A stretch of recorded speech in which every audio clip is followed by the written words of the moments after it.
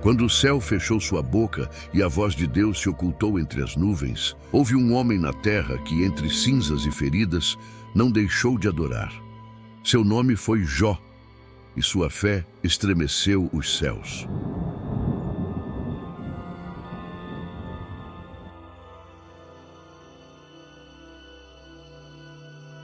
A luz dourada do amanhecer envolve as colinas de Uz. O vento acaricia os campos repletos de vida e o canto dos pastores se mistura ao balido de milhares de ovelhas. Em meio a esta terra abençoada, caminha um homem cuja fama se espalhou por todo o Oriente. Seu nome é Jó, um homem íntegro, temente a Deus, afastado do mal, um pai amoroso, um esposo fiel, um servo generoso. A prosperidade o cerca, mas a arrogância nunca toca seu coração. Ele tem 7 filhos e 3 filhas, grandes rebanhos, servos fiéis e uma reputação irrepreensível. Mas o que realmente distingue Jó é sua devoção. Cada vez que seus filhos celebram um banquete, dia após dia, casa após casa, Jó se levanta cedo, pega um cordeiro sem defeito, o sacrifica no altar e ora com o coração quebrantado. Talvez meus filhos tenham pecado em seu coração. Talvez tenham amaldiçoado a Deus sem saber. Jó não ora por medo de perder, ora por temor de desagradar ao Altíssimo. A cena é perfeita. Tudo respira paz, harmonia, bênção. Mas enquanto a terra celebra, os céus observam. No alto, onde se reúnem os filhos de Deus, aparece uma sombra. Seu andar é altivo, seus olhos inquisidores. É Satanás, o acusador. E Deus lhe pergunta: de onde vens? De rodear a terra e andar por ela, responde com frieza. Então o Criador pronuncia um nome que estremece o reino das trevas. Observaste o meu servo Jó? Não há outro como ele na terra. Silêncio. E de repente a pergunta que mudará a história. Por acaso Jó te honra sem esperar nada em troca? Satanás desafia: toca-o, tira tudo o que ele tem e verás se não te amaldiçoa na tua face. E Deus permite a prova, não porque duvida de Jó, mas porque confia.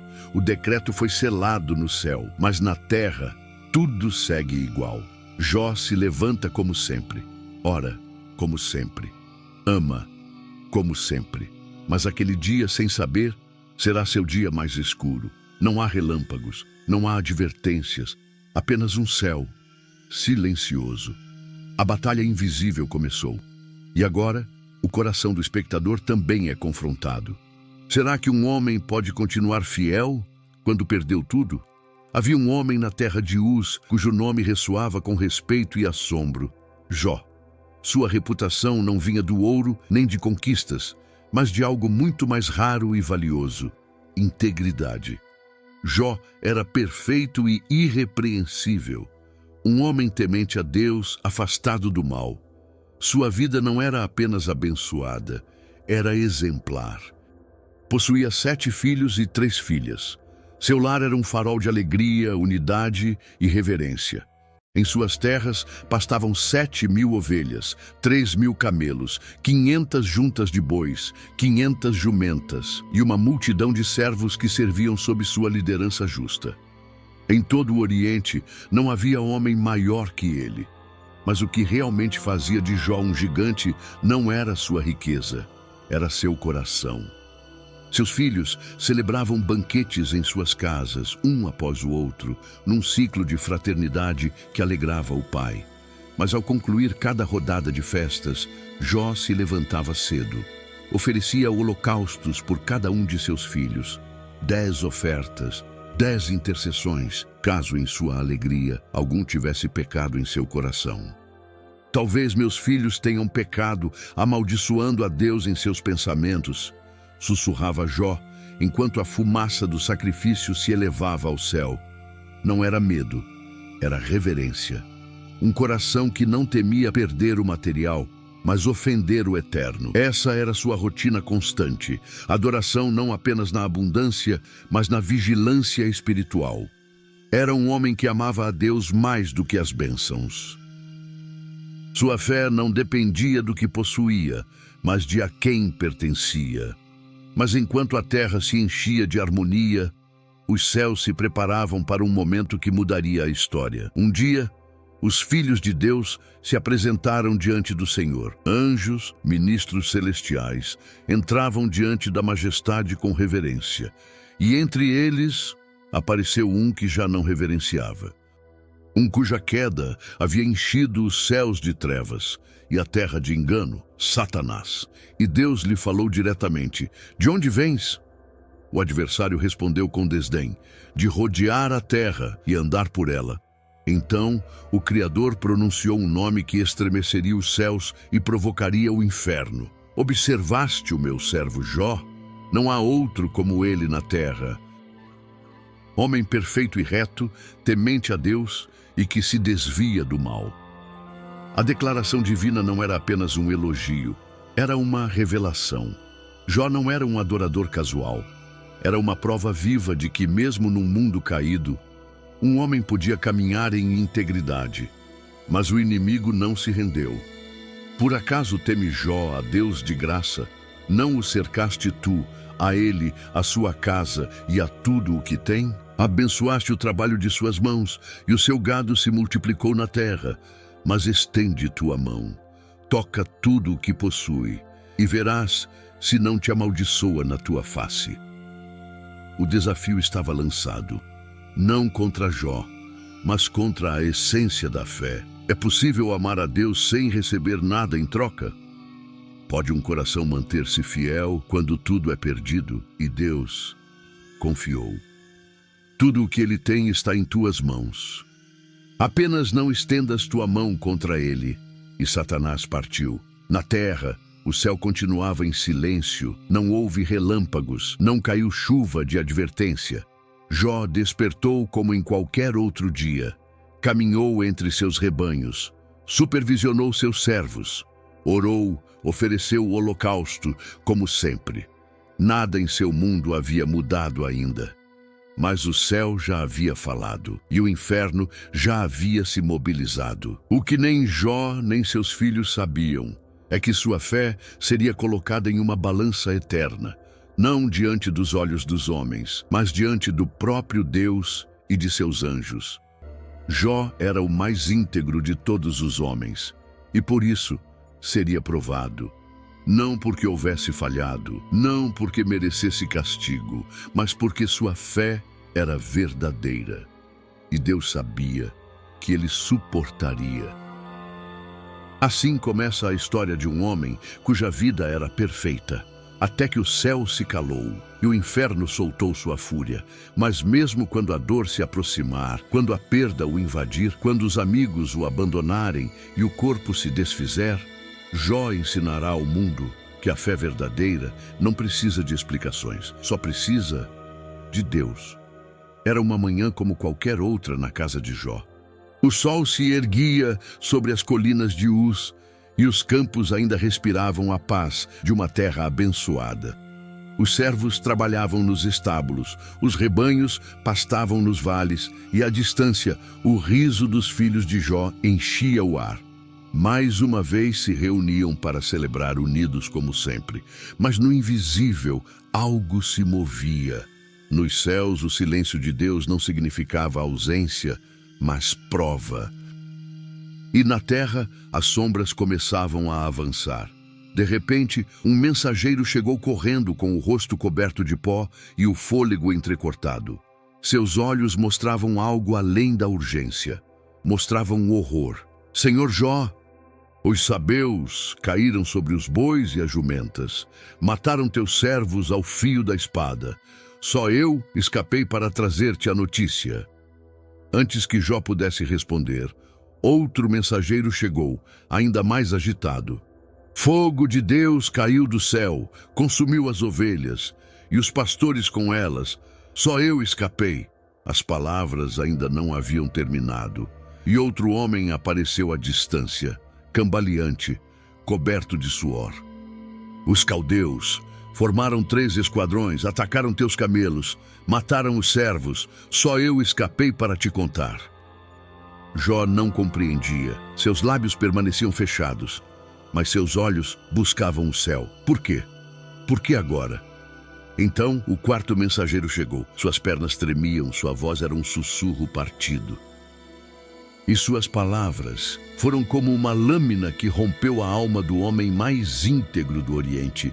Teus filhos estavam comendo e bebendo vinho na casa do irmão mais velho, e de repente, um grande vento veio do deserto, golpeou os 4 cantos da casa, e a casa desabou sobre eles, e morreram todos. Só eu escapei. O tempo parou. O mundo de Jó desmoronou. Não restavam servos, não restavam animais, não restava riqueza. E o mais doloroso de tudo, não restavam filhos. 10 vidas sepultadas num instante, 10 nomes arrancados do coração de um pai. O pó preenchia o ar. O eco do choro dos servos se confundia com o silêncio atônito dos campos vazios. Jó rasgou seu manto, caiu de joelhos no chão, raspou a cabeça como símbolo de luto. Mas o que ele fez depois estremeceria os céus. Jó adorou. Sim, adorou, desde o pó, desde a ferida, desde o abismo da dor. Com voz quebrada e a alma em pedaços, Jó pronunciou palavras que ficarão escritas pela eternidade. Nu saí do ventre de minha mãe, e nu voltarei para lá. O Senhor deu, e o Senhor tirou. Bendito seja o nome do Senhor. Nenhuma blasfêmia saiu de sua boca, nenhuma queixa contra Deus. Apenas adoração. A terra silenciou, o céu também. Mas o inferno tremeu, porque aquele que havia sido acusado adorou. Aquele que havia perdido tudo não blasfemou. Aquele que estava em luto ainda amava. As horas passaram, a noite caiu, as lâmpadas da casa estavam apagadas, o pó ainda flutuava no ar, e no coração de Jó restava apenas uma certeza: Deus não havia falado, mas ele ainda cria. A maior parte do mundo nunca saberia o que aconteceu naquele dia. Ninguém entenderia como um só dia podia destruir uma vida e revelar uma fé. Aquele dia não foi acaso, foi decreto. Aquele dia não foi castigo, foi prova. E Jó, embora ferido, havia vencido. A terra ainda guardava luto. As cinzas do sacrifício se misturavam às do lamento. As vozes que antes cantavam na casa de Jó, agora eram sussurros apagados de servos que não sabiam como consolar o homem que havia perdido tudo. Mas mesmo assim, Jó não pecou. Satanás não estava satisfeito. Sua acusação continuava de pé. Mais uma vez, os filhos de Deus se apresentaram diante do Senhor. E mais uma vez, veio também ele, o adversário. E o Altíssimo, com a mesma firmeza, voltou a perguntar: de onde vens? Satanás respondeu como antes: de rodear a terra e andar por ela. Então Deus voltou a falar do homem cuja fé havia estremecido os céus. Observaste o meu servo Jó? Ainda conserva sua integridade, apesar de me haveres incitado contra ele para o arruinar sem causa. Mas Satanás, astuto, não desistiu. Pele por pele, tudo quanto o homem tem dará pela sua vida. Mas estende agora tua mão e toca em seu osso e em sua carne, e verás se não blasfema contra ti na tua face. E Deus permitiu mais uma vez. Ele está em tuas mãos, apenas poupa-lhe a vida. O dia amanheceu com um silêncio estranho. Jó se levantou como de costume, mas seu corpo tremia. No início era uma coceira leve, depois ardor. Manchas começaram a surgir em sua pele, depois feridas, depois úlceras abertas, cheias de pus, cobrindo cada centímetro de sua carne.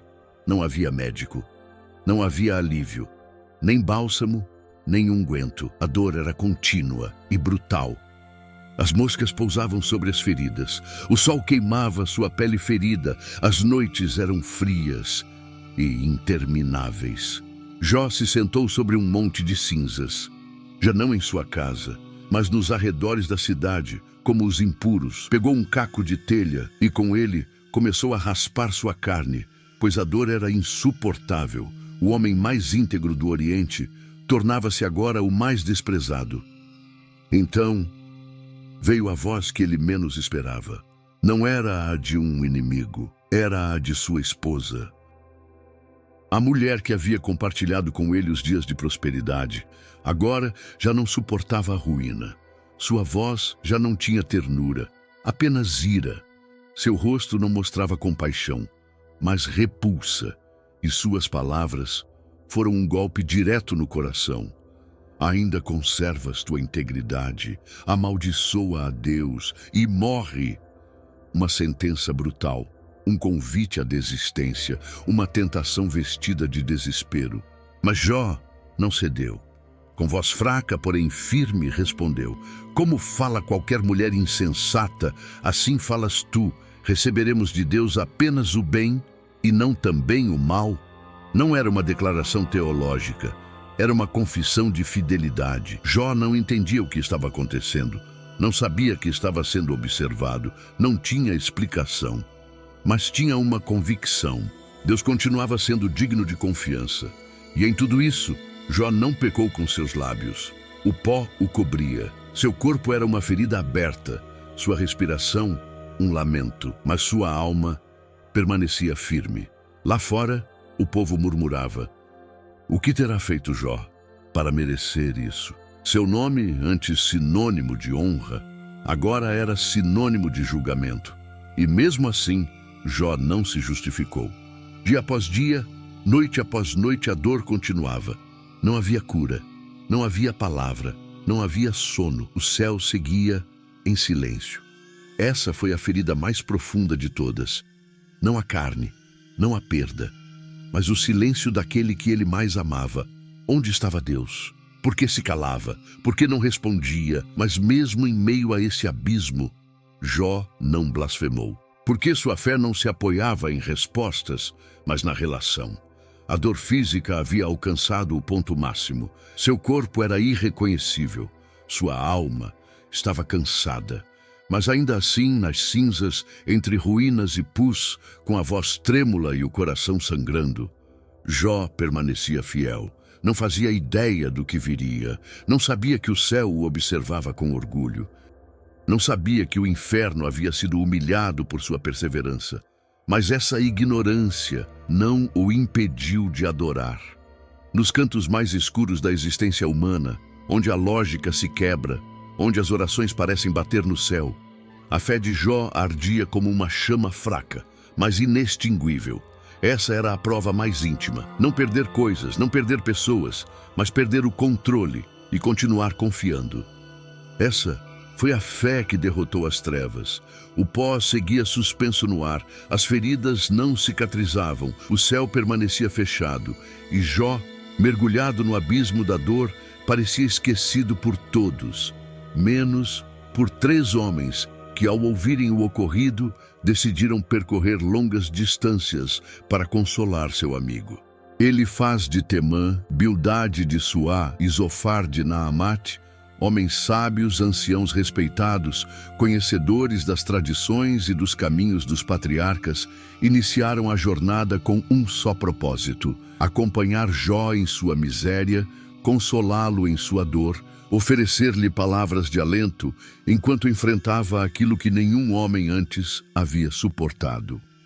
Quando chegaram e ergueram os olhos de longe, não puderam reconhecê-lo. Aquele homem erguido, próspero e firme havia se tornado uma sombra desfigurada, sentado sobre um monte de cinza, coberto de feridas, com a pele rompida e o olhar perdido, como se a vida o houvesse abandonado sem despedida. Então, rasgaram seus mantos, lançaram pó sobre suas cabeças e sentaram-se ao lado dele, por 7 dias e 7 noites, sem pronunciar uma só palavra, porque viram que sua dor era grande demais para ser tocada por voz humana.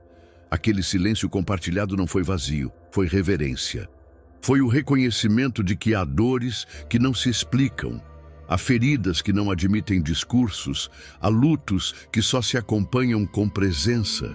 Mas no 8º dia, quando o sol voltou a nascer sobre Uz e a brisa do deserto ainda não havia trazido consolo, Jó abriu os lábios não para blasfemar contra Deus, mas para amaldiçoar o dia de seu nascimento, expressando com palavras quebradas o abismo que o consumia, desejando jamais ter visto a luz, desejando que aquele dia tivesse sido apagado do calendário do céu, desejando que as portas do Vem-Tre nunca tivessem se aberto para ele. Seu grito não foi contra Deus, foi contra sua existência. Por que se dá luz ao atribulado e vida ao homem amargurado de alma, que espera a morte e ela não vem, que a busca mais do que tesouros? Jó não pedia explicação, pedia alívio, não exigia justiça, implorava descanso, não renegava a fé, apenas lutava para respirar. Mas em vez de consolo, encontrou julgamento.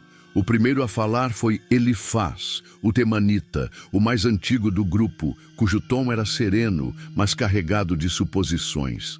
Lembrou a Jó que, segundo a tradição, os que semeiam iniquidade colhem aflição. Insinuou que nenhum inocente perece, que a experiência dos sábios mostra que o castigo não vem sem causa.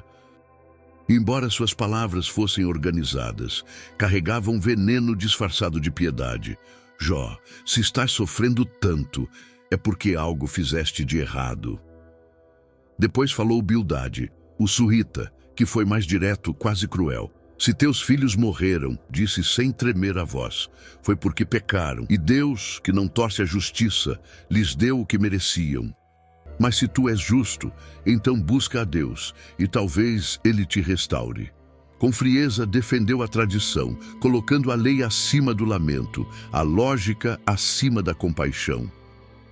Então Zofar, o Naamatita, o mais impetuoso, o mais severo, levantou-se com palavras duras como pedras, declarando que Jó não só era culpado, mas que merecia castigo ainda maior, que seu sofrimento era pouco diante de seu pecado oculto, e que se realmente se humilhasse, talvez Deus tivesse misericórdia. A cada discurso, Jó escutava com o coração partido, não apenas pelo conteúdo, mas porque aqueles que haviam vindo para consolar agora se tornavam acusadores, juízes sentados sobre as ruínas de sua vida, lançando argumentos como flechas sobre um corpo já ferido. Então Jó respondeu: não com ira, mas com dor. Consoladores molestos sois todos vós. Exclamou: acaso não posso derramar minha alma sem ser julgado? Acaso não tenho o direito de lamentar o que me acontece? Onde está a compaixão? Onde está a empatia? Jó defendeu sua integridade sem arrogância, e ao fazê-lo, tornou-se espelho de tantos que sofrem e não encontram compaixão naqueles que deveriam oferecê-la. Clamou não por uma defesa diante dos homens, mas por uma audiência com Deus, pois só ele conhecia seu coração, só ele podia testificar que Jó não era perfeito, mas era fiel. E entre lágrimas, Jó disse uma frase que atravessaria os séculos, uma declaração que não era resposta, mas esperança viva. Eu sei que o meu Redentor vive, e por fim se levantará sobre o pó, e depois de consumida esta minha pele, em minha carne verei a Deus. Não havia explicação, não havia voz do céu, não havia mudança nas circunstâncias. Mas havia uma certeza, Jó cria, que nem tudo terminaria em cinzas. Que mesmo que os amigos falhassem, e mesmo que o corpo se desfizesse, ainda assim, ele veria a Deus com seus próprios olhos. Os dias continuaram seu passo lento sobre as ruínas de Uz, e enquanto o corpo de Jó seguia coberto de feridas, sua alma agora era atacada por palavras tão cortantes quanto a dor em si. O silêncio, que antes foi sagrado, havia se quebrado numa corrente de discursos que pretendiam explicar tudo, encaixar o sofrimento em fórmulas antigas e reduzir o mistério de Deus a simples causas humanas. Mas o coração de Jó, ainda que dilacerado, não estava disposto a aceitar um julgamento injusto, nem mesmo vindo de seus amigos. Elifaz voltou a tomar a palavra, apelando a sonhos e visões, falando com um tom de místico, mas sem compaixão. Afirmava que nenhum mortal é justo diante de Deus, que nem os anjos são puros aos seus olhos. E por isso, Jó não deveria se surpreender com sua calamidade. Aconselhava que se humilhasse, que retornasse a Deus e aceitasse a correção, pois ele fere, mas também cura. No entanto, por trás de suas palavras havia uma acusação persistente. Algo você fez, ninguém sofre sem razão. Bildade insistia na justiça infalível de Deus. Dizia que o Todo-Poderoso não perverte o direito, que se os filhos de Jó haviam morrido foi porque mereciam juízo e que se ele se voltasse para o Onipotente, talvez sua justiça fosse restaurada. Mas suas palavras não traziam consolo, e sim peso. Peso sobre uma alma já quebrada.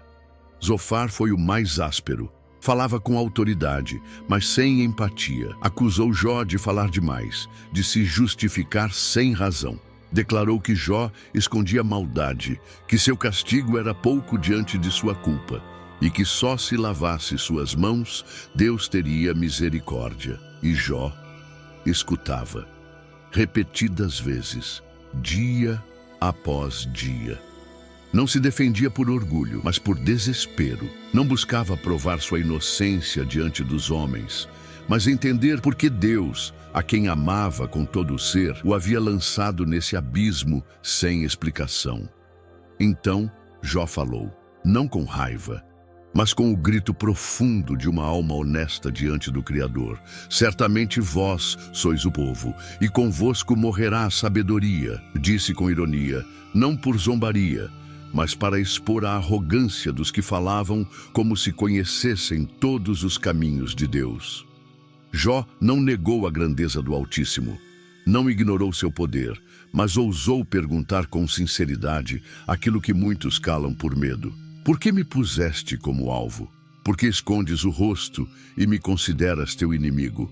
Que é o homem para tanto o observares, para prová-lo a cada manhã e examiná-lo a todo instante.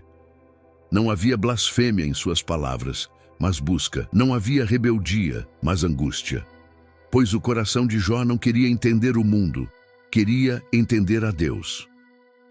Em seus discursos, defendia sua integridade, lembrava sua compaixão pelos pobres, sua justiça com os servos, sua fidelidade no lar, sua reverência constante. E ao fazê-lo, não expressava soberba, mas dor. Se piquei, mostra-me, mas se não piquei, por que esta aflição? Seus amigos continuavam acusando, insistindo em fórmulas antigas. Os maus sofrem, os bons prosperam. Mas Jó os desafiava com a realidade. Os ímpios muitas vezes prosperam, suas casas estão seguras, seus filhos crescem em paz. E eu, que orava todas as manhãs, que intercedia por meus filhos, que não tomei a viúva como presa, que não neguei pão ao faminto, sou destruído sem causa. E então surgiu um raio de esperança em meio ao caos. Em um de seus discursos mais profundos, Jó ergueu a voz e declarou com uma fé que desafiava o silêncio, a lógica, a dor e até mesmo a morte. Eu sei que o meu Redentor vive e por fim se levantará sobre o pó.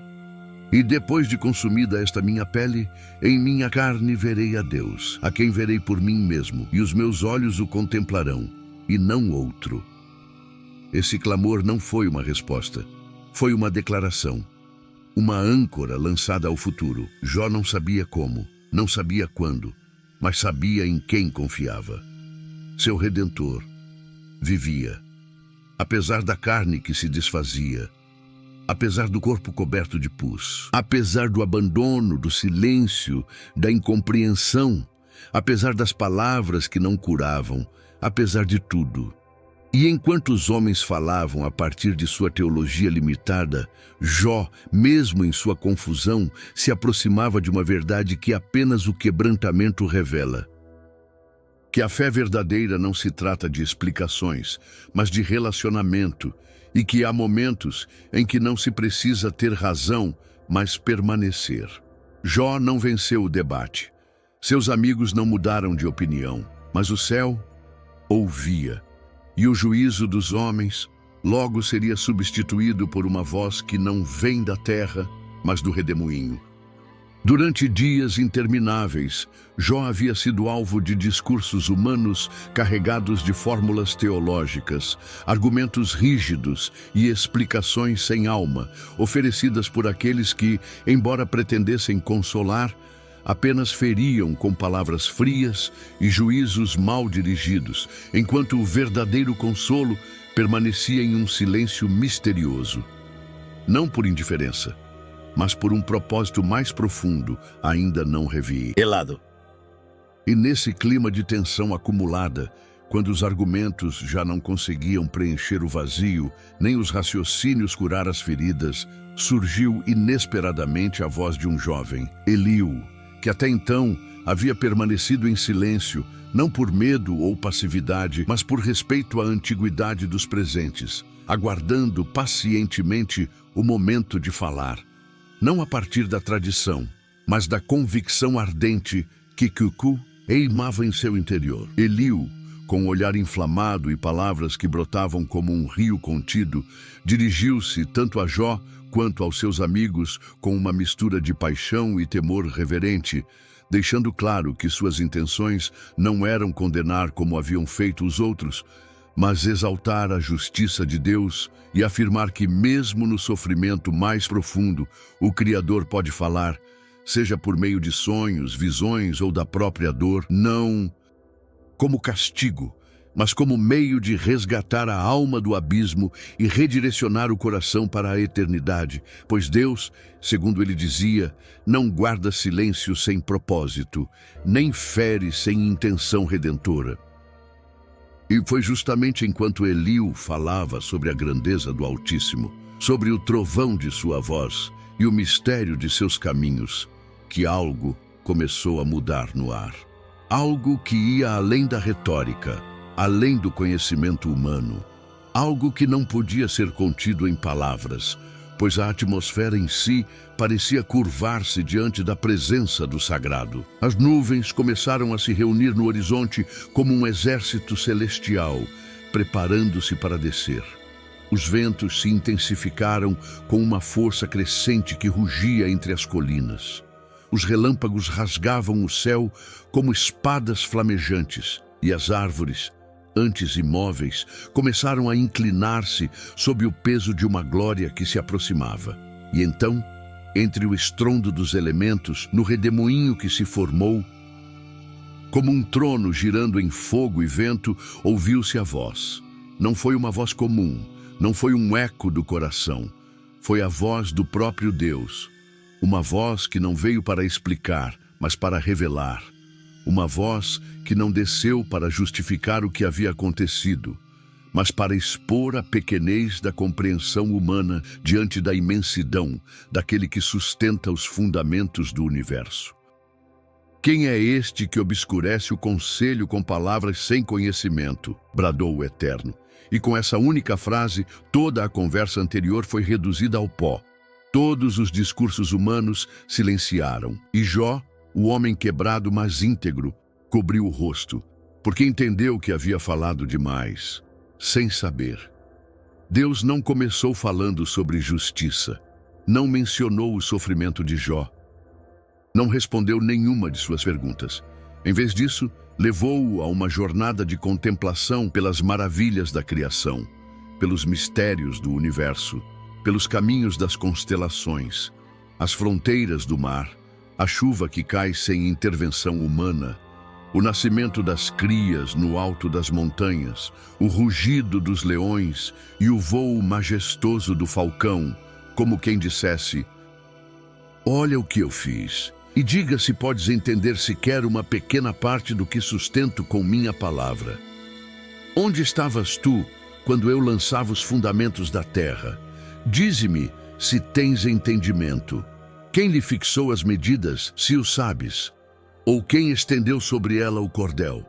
Cada pergunta não exigia resposta, exigia rendição, porque diante da grandeza do Deus Criador, as queixas do coração humano se tornam suspiros humildes, não porque a dor não importe, mas porque na presença daquele que tudo vê e tudo sabe, até o sofrimento mais profundo encontra seu lugar dentro de um plano maior.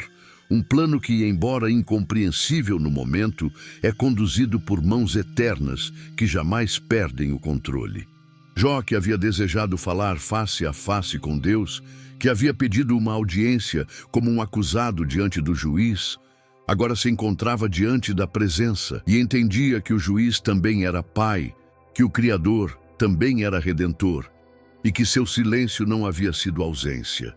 Mas espera, e com a alma quebrada, mas agora cheia de luz, Jó respondeu, não com acusações nem petições, mas com adoração. Eu falava do que não entendia, coisas maravilhosas demais para mim que eu não conhecia. Com os ouvidos eu te conhecia, mas agora os meus olhos te veem. Não precisava de mais explicações. Ver a Deus era suficiente. Porque mais que respostas, Jó havia recebido revelação. E nessa revelação, sua dor não desapareceu, mas foi transformada. Já não era um homem quebrado em busca de justiça. Era um servo rendido que, mesmo nas cinzas, havia visto a glória do invisível. Depois da tempestade, quando a voz se calou e o redemoinho se dissipou, sobre a terra devastada de Uz, reinou um silêncio diferente. Já não era o silêncio do abandono nem do julgamento, mas o da paz que segue uma revelação. O silêncio profundo e sagrado que permanece no coração de quem viu a Deus face a face e compreendeu que, mesmo entre perguntas sem resposta, há uma certeza que transforma tudo. Deus continua sendo bom, mesmo quando a vida não parece.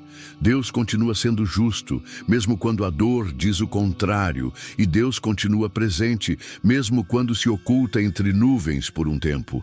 Jó não havia recebido explicações, nem sobre a perda dos filhos, nem sobre a destruição dos bens, nem sobre a doença que consumia sua carne. Mas havia recebido algo infinitamente mais precioso: a visão gloriosa do Eterno. Essa experiência íntima e tremenda que rompe a lógica e esmaga o orgulho, mas que também reconstrói a alma e planta uma fé que já não depende das circunstâncias, mas da relação. Uma fé que não pede sinais, porque foi selada pela própria presença de Deus. E foi então, quando Jó se humilhou diante do Altíssimo e confessou sua ignorância com lábios trêmulos, mas sinceros, que o mesmo Deus, agora não desde o redemoinho, mas desde seu trono de justiça, dirigiu-se aos amigos de Jó, aqueles que, ao tentar explicar o sofrimento, haviam representado mal o caráter divino, haviam falado de Deus sem conhecimento e haviam colocado ainda mais peso sobre o zombe. Voz de um homem já quebrado pela prova. Deus repreendeu Elifaz, Bildade e Zofar, com palavras que cortavam como espada. Minha ira se acendeu contra vós, porque não falastes de mim o que era reto, como o meu servo Jó. E com essa declaração, o céu restaurou a honra de Jó diante dos homens. Deixou claro que integridade não está em ter todas as respostas, mas em manter-se fiel mesmo sem ter nenhuma, e que o coração contrito, que se rende mas não se rebela, é mais precioso do que toda teologia humana. O juízo de Deus não foi liberado como castigo imediato, mas veio acompanhado de misericórdia, uma misericórdia que exigia uma ação concreta. Os 3 amigos deveriam trazer 7 novilhos e 7 carneiros e apresentá-los diante de Jó, para que ele intercedesse por eles. Sim, aquele homem coberto de cicatrizes, aquele que havia sido acusado, questionado e julgado, agora seria o sacerdote que se colocaria entre eles e o juízo divino, intercedendo por quem não o compreendeu, orando por quem o feriu com palavras, perdoando quem não soube estar com ele quando ele mais precisou. E Jó orou, não por ressentimento, não por superioridade, mas por compaixão nascida do quebrantamento, por uma graça que só experimenta quem foi sustentado pela mão de Deus na escuridão. E quando Jó orou por seus amigos, o céu se moveu. não por mágica, não por mérito, mas porque a verdadeira restauração começa quando o coração ferido escolhe o perdão antes da vingança, quando o que foi quebrado se oferece como ponte de redenção para os que o quebraram. Então diz o relato sagrado que o Senhor restaurou a sorte de Jó, e não apenas o restaurou, mas lhe deu o dobro do que antes possuía. Onde antes havia perda, agora havia multiplicação.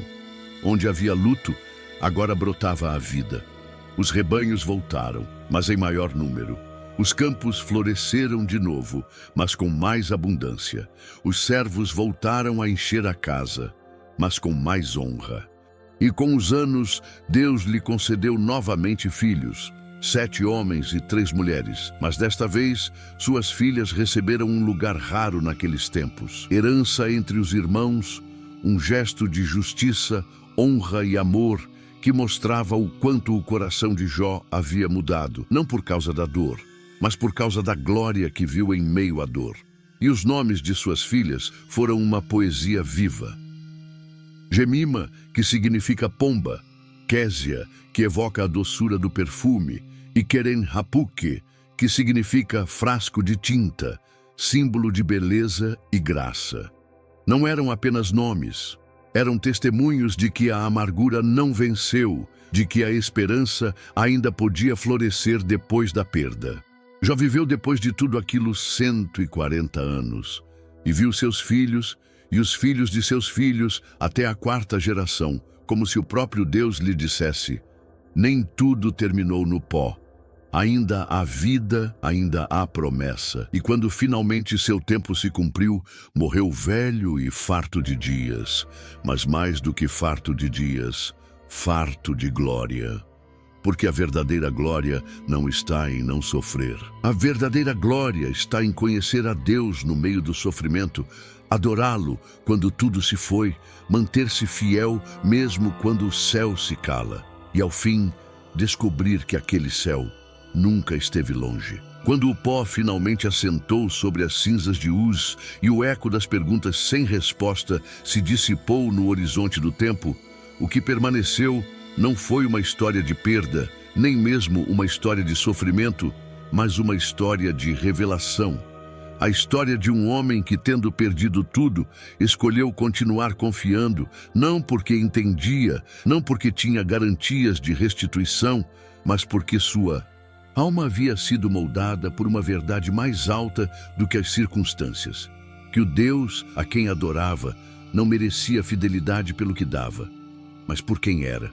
Jó não é lembrado simplesmente porque sofreu, nem porque suportou com estoicismo as aflições mais intensas que um homem pode aguentar. Jó é lembrado porque no meio da escuridão mais absoluta, quando não havia voz, nem sinais, nem consolo humano, decidiu continuar adorando. No silêncio de Deus, no abandono aparente, na ferida aberta que sangrava dia após dia sem qualquer explicação, Jó não negou sua fé. Ele a transformou. Passou de uma fé baseada no que sabia a uma fé baseada em quem conhecia. Passou da tradição à intimidade, do ouvir falar ao ver. E essa visão, esse encontro com o Eterno, foi suficiente para restaurar sua alma, mesmo antes de seu corpo ser curado, mesmo antes de seus bens serem restituídos, mesmo antes de seus filhos serem novamente dados por Deus. Porque o maior milagre de sua história não foi a porção dobrada, foi a transformação de seu espírito, foi o quebrantamento que se tornou adoração, foi a ferida que se tornou altar, foi a cinza que se tornou glória. O segredo de Jó não está em sua resistência, está em sua rendição. Não foi sua força que o sustentou, foi sua humildade. Não foi seu conhecimento que o salvou, foi sua reverência. E foi essa reverência que Deus exaltou. Não porque Jó era perfeito, mas porque era verdadeiro. Porque ousou perguntar sem blasfemar, porque ousou chorar sem amaldiçoar, porque ousou esperar sem nenhuma promessa visível. Porque mesmo quando tudo parecia perdido, Jó não deixou de crer que por trás do silêncio havia um Deus que via, que contava cada lágrima, que ouvia cada suspiro e que no seu tempo se revelaria. A história de Jó não nos dá respostas fáceis ao mistério da dor humana. Não oferece fórmulas nem soluções rápidas. Não promete que todos os que sofrem serão restaurados da mesma maneira. Mas oferece uma verdade eterna, que a dor não é o fim, que o silêncio de Deus não significa ausência, que a prova não anula o propósito e que o céu, ainda que pareça calado, está sempre agindo, mesmo na noite mais escura da alma.